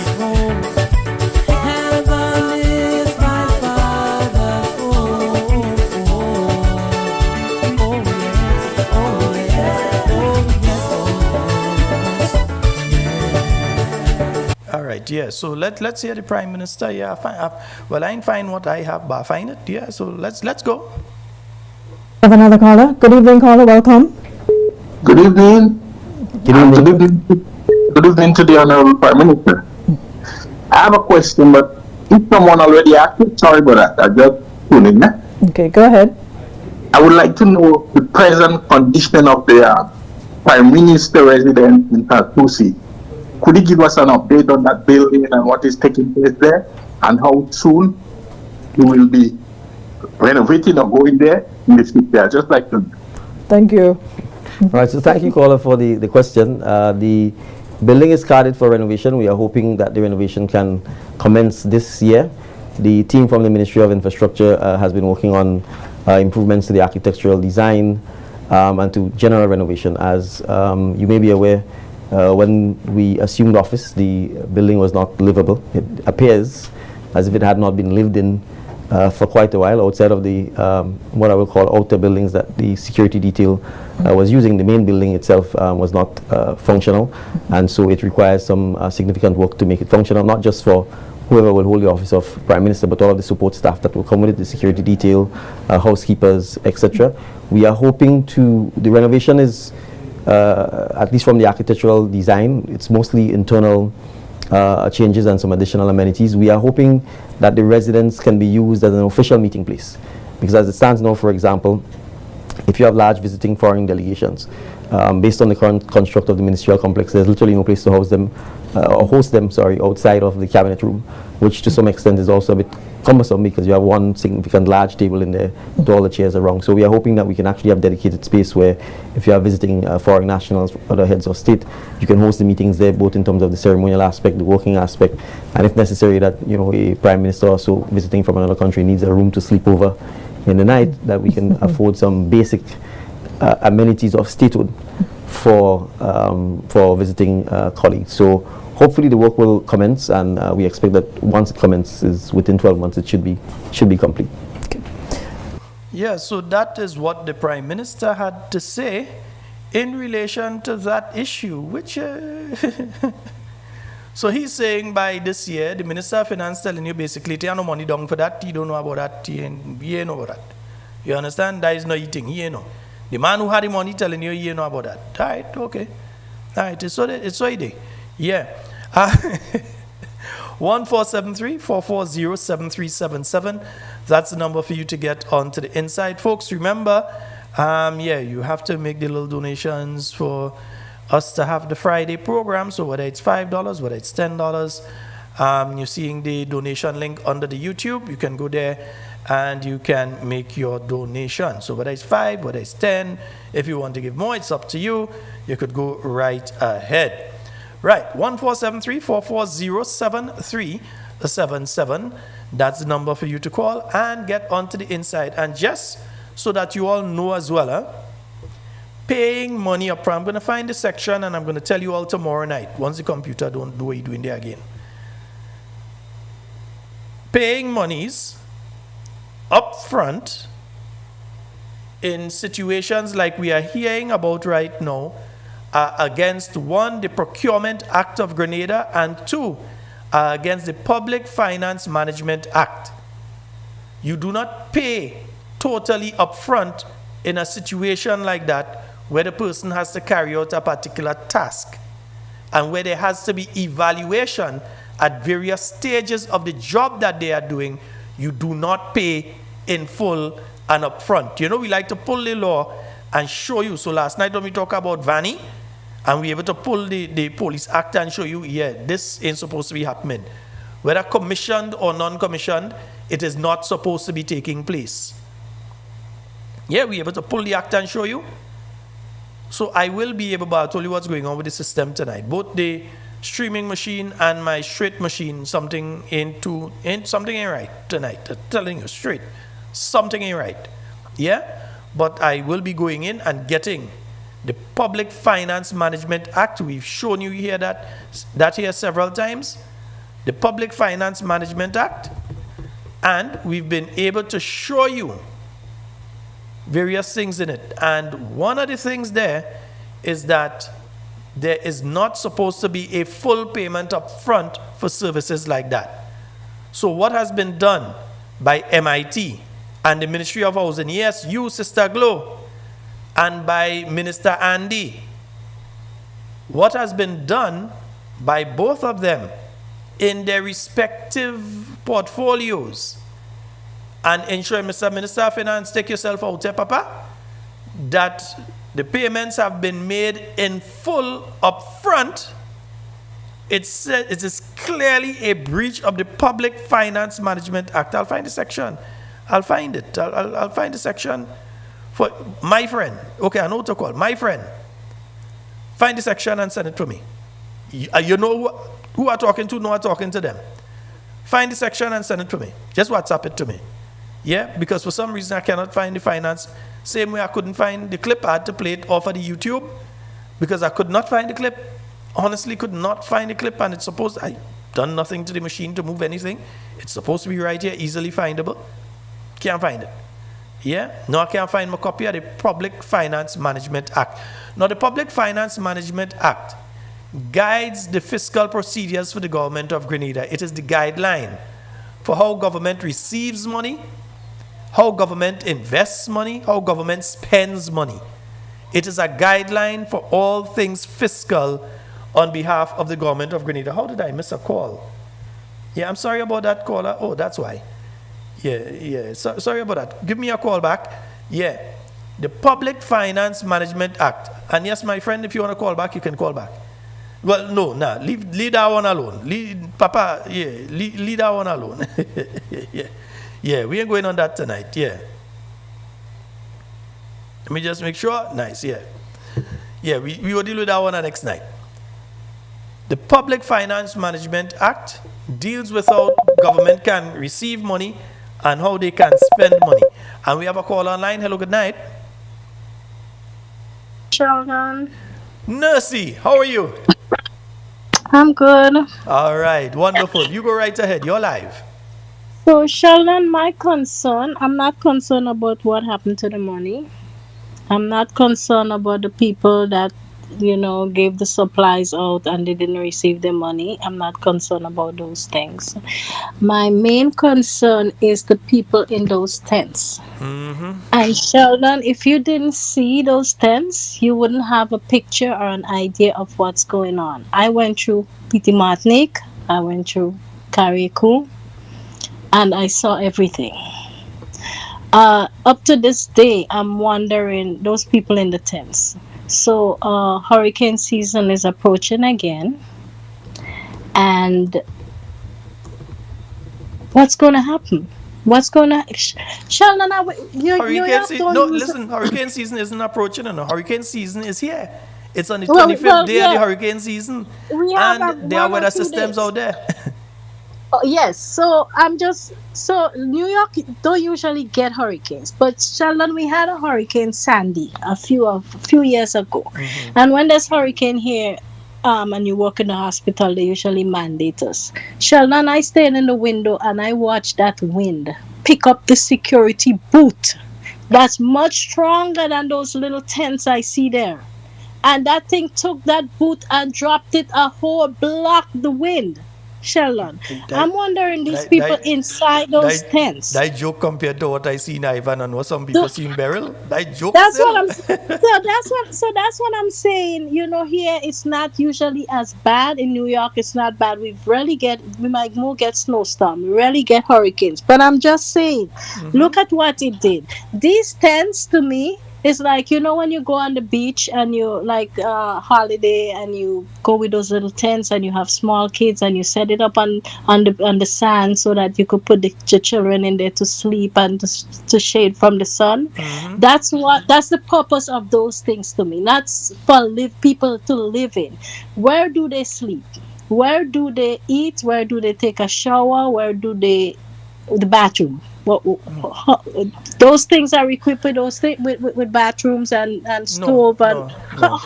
I don't understand. I think some folks have been using one person was telling me they're using a one burner stove, but I'm not sure if they're using it inside the tent, which I think would be dangerous. One for the fumes. For the fumes, and that's a safety issue right there by itself. Yeah, the fumes and the flames. For that alone, it's a danger. And then especially if it's closed up and you have somebody that's asthmatic and you have all that smoke and stuff in there, you're asking for problems, respiratory problems there. So, but like I said, my main concern is I'm worried about the people in the tents, because if the wind, imagine you're sleeping in that tent and you just know you're flying in the sky going from. Well, that is what happened to the mother of the differently able child. She was in the tent. The rain started to fall. The breeze started to blow in a way that the tent itself is like it was being uprooted, and she had to basically wrap the child quickly in a blanket and run for safety by a neighbor. That is what she went through. My next question is, we have some people that are fortunate and we have some that are not. So those that cannot afford to build another house to build for themselves, are they supposed to stay in those things for another, until who knows when? Well, apparently, as far as the government is concerned, it seems as though that is the situation. Now, again, no one is saying, and let's just get it clear, no one is saying here that the government must rebuild a house for everybody. But you're hearing of some serious favoritism taking place in the program, and you have some people who in any other decent society and country with a decent government, you would say these are the people who are priority. Now, Grenada is a decent country, but we do not have a decent government, because these individuals would have otherwise said, these people are priority. This person has a differently able child, they are priority. This person has 3 children, they're struggling on their own, this is a priority. This person has 4 children. You fired them. They have 4. They are priority. But instead of seeing these people and understanding them to be the priorities that they are, they're seeing them as enemies because they are perceived to be supporters of the new National Party. So they pressure in these people. So tonight, all the people I've mentioned, we better pray God's mercies over them tonight, because all of them are in their tents tonight. I know at least 3 of them are listening. The 3 of them are listening to me. In their tent tonight, or sit down in front of it if rain ain't falling. That is what these people are going through. So again, I'm saying it here because if we could get a good partner, Noise Radio, get a lot of business when we talk on the program, maybe some international agency who is offering buildings or so, maybe they want to get in contact with Talking Points and offer to assist these 3 ladies or a number of ladies. Maybe they have 5, 10, 20 homes that they would like to do in Carriacou, Petit Martinique. For the people in Carriacou, Petit Martinique, contact us at Talking Points. We will coordinate and make sure that these people who are vulnerable and who should be at the top of the list are assisted. Yeah, we would ensure, and we really care who is an NP, who is an NDC. If we see somebody else that is in need, we will help. Because unlike other people, we're human beings. I grew up with a mother and father that used to care about people. I know about other people. Nurse, stop crying. Yes, Sheldon. Stop crying. All right, I hear you. Stop crying. Sheldon, one more thing. The clinic in Petit Martinique, if there's an emergency. Well, there's no clinic in Petit Martinique really, yeah? I know because I've been there. But my question is there another place that if someone has an emergency that they can go to get assistance instead of having to wait on a boat, a ferry or something to go to either Grenada or Carriacou to get assistance? Well, I not that I know of. Maybe somebody on the island who is listening, if they able to, might be able to message or call and say, but not that I know of. I do not know of that situation that they are able to there's another facility they'll be able to go to quickly. So if somebody has an emergency, what happens in that case? If somebody has an emergency, the family had to get a boat and bring them. Well, outside of I think they've relocated to another location, but I don't know the hours of operation and so on. But their family would have to get a boat, go around Gunpoint and get them down to Hillsborough. And we know certain things, by the time you get a boat, you know what's going to happen, right? Well, the government doesn't care. Because if they had cared, we heard big sod turning ceremony. We saw all kind of drawing and so in relation to the jetty at least over in Windward. So instead of having to go around the top of Carriacou to go into Hillsborough, people would have been able to just come across from Petit Martinique. You come to Windward, they put you in an ambulance and you go straight to the hospital. Instead of that, now the people have to take a boat, and instead of just coming across, they have to go around the tip. Well, you've been there, so you know what I'm talking about. You have to go around the tip, and you know that ride. A particular part of it kind of rough, eh? Well, I'll tell you something. I was totally confused. So we bought the ticket, and some went to Carriacou, some went to Petit Martinique. So we went to Carriacou, and then we had to go to Petit Martinique. And then when we handed our tickets, they said to us, you have to pay $10 more. So we said $10 for what? They were like, for to go to town. So I'm looking at them like, what do you mean to go to town? They tried to explain for almost half an hour and we couldn't figure out what they were saying because we don't know about this all of that business until the taxi man said to us, he said, you know what, I'll just have to drive you guys to the end somewhere else to take the ferry, the boat to get us to Petit Martinique. And I guess it's because of that. That's why all this confusion came about. My dear. Because we couldn't understand why we couldn't, because we did that before and we didn't have this problem.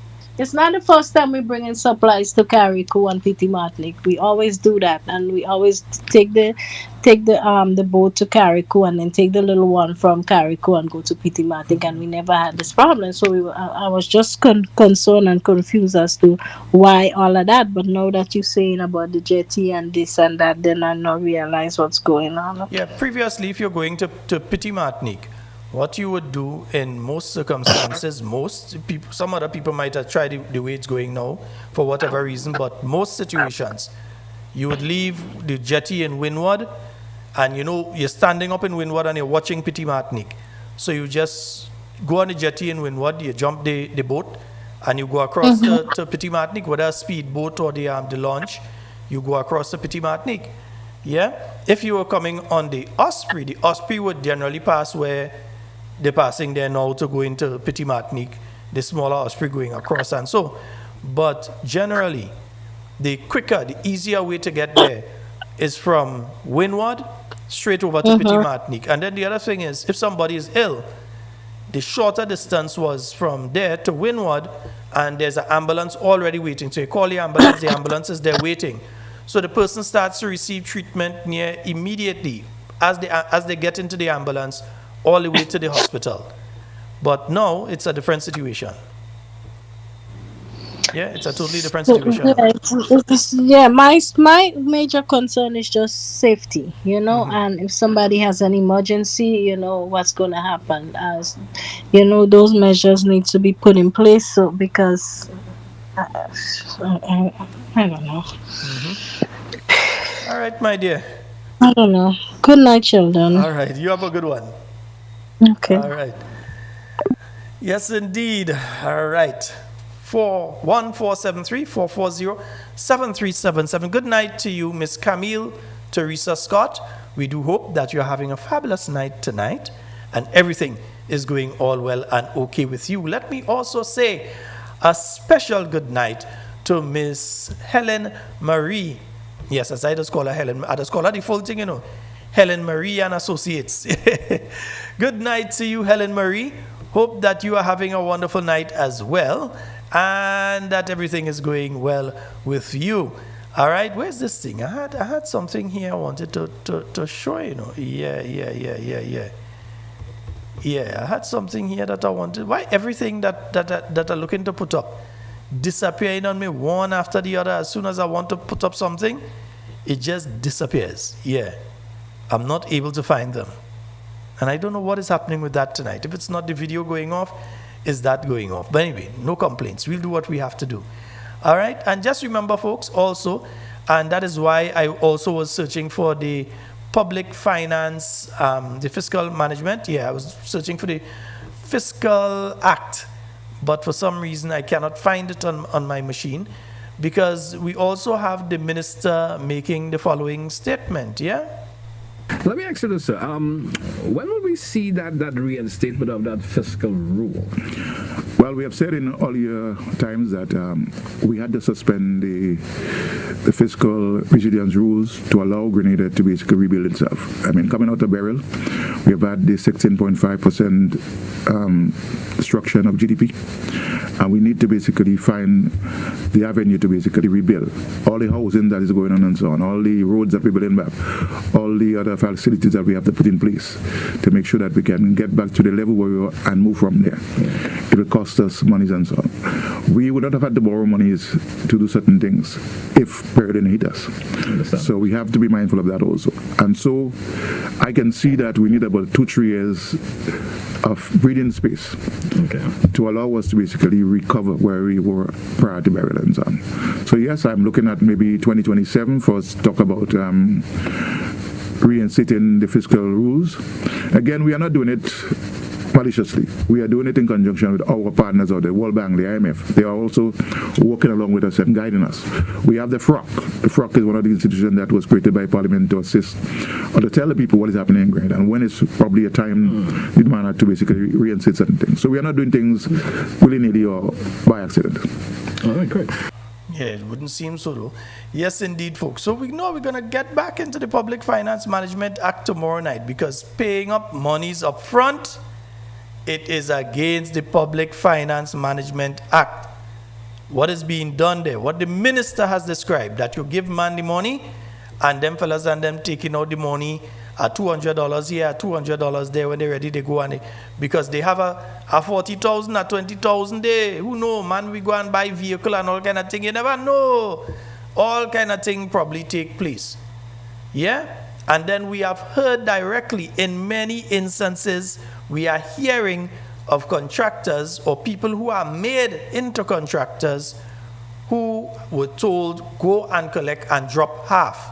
Mr. Minister of Finance, you might want to find out who get half. That's the audit department. And let me say something to the people who are the so-called contractors who are caught up in all of this now and are hearing the Minister of Finance basically saying they're coming after you for their money. Sell out who tell you give up the half of the money, eh? Don't sit down there and take all the debt as sheep. And in fact, some of you better start talking from now. Because the earlier you talk, legally, the better for you. So talk from now. Don't wait until they investigate and then to say, well, so-and-so MP, they tell me I get a contract, go and collect the 40,000, drop 20 for them and keep 20 for myself and don't worry about the house. No, don't go down that road because by the time you look to talk, they go down set you up to look as the only guilty party. Safeguard yourself. It could mean the difference between going in the calaboose and just getting a reprimand. Yeah? Don't go down so. All your contractors who were told by people to come and drop an envelope with money here, there. All your contractors who had people follow all you to the bank. They say, I'm bringing you. Go and change the check and wait outside to collect their share of the money. Sell them out. Don't go down so. All you going and take jail for them? All you going and take jail for them people in truth? That corrupt group of people? All you going and take jail for them? Well, if all you take in jail for them, all you go get a lot of jail. Go ahead. Stay there and don't talk and just stay there and let them do what they're doing to all you. If it's me talking and taking, number one, it wouldn't be me. And secondly, I would have talked if it happened to be me. Yeah, no, it wouldn't be me in the first place. Yes, indeed. Folks, that is about all the time we have for talking points tonight. Here, 10 o'clock actually come up on us ahead here, though. Indeed, it was a pleasure being here with you tonight. We'll be back tomorrow night, God's willing, with more talking points for you. And yeah, remember, if you can donate so that we can do the Friday night program. Looking for 10 people to donate, whether it's 5, 10, whatever you can. And if once we get that, we're able to cover and do what we have to do for Friday night. All right, folks? So in everything you say and do it safe and secure. I want to be speaking to and with you and definitely not about you. Love you all. My name is Sheldon Scott and I am out of here.